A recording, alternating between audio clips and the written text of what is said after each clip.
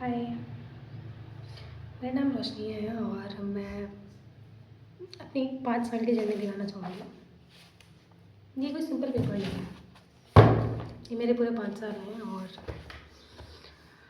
मैं 5 साल से नीट की तैयारी कर रही थी।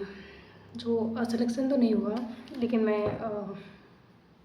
काफ़ी ज़्यादा ब्रेक हो चुकी हूँ। जो मैं अब आगे चल के तो कंटिन्यू नहीं करूँगी, कुछ भी कर लूँगी बट अब नीट की तैयारी नहीं करूँगी। बट ऐसा होता है ना कि जब आप नीट की तैयारी करते हैं तो आपके मन में एक चीज़ ऐसी रह जाती है कि मतलब सिलेक्शन ना भी हो तो मन में एक अजीब तरह का रिग्रेट बोलो या फिर कुछ भी बोलो कि लगता है यार लाइफ में करना तो नीट ही है। तैयारी ना हो, जब एग्ज़ाम फॉर्म फिल होते हैं तो ऐसा लगता है कि भर दे यार, कर ले कुछ, नीट ही कर ले, नीट ही कर ले।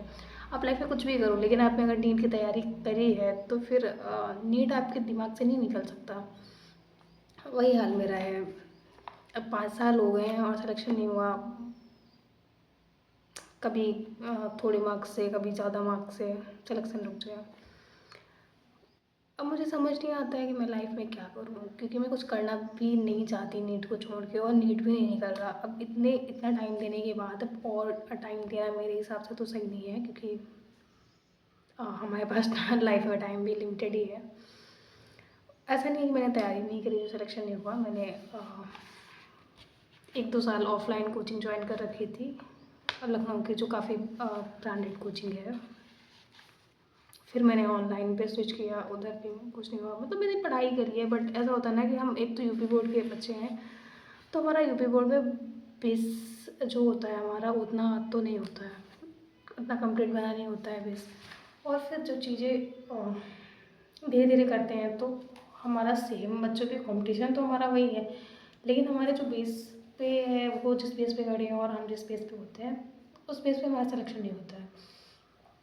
इस वजह से और कॉम्पीट भी हमें साथ में ही करना पड़ता है, तो सिलेक्शन हो ना हो अलग बात है, लेकिन हमने तैयारी पूरी करी है और चीज़ें नहीं हो पा रही है वहाँ तक जहाँ तक हमने सोचा था।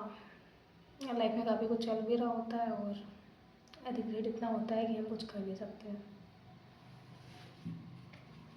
देखो, क्या ही मैं एक्सप्लेन करूँ, क्या ही।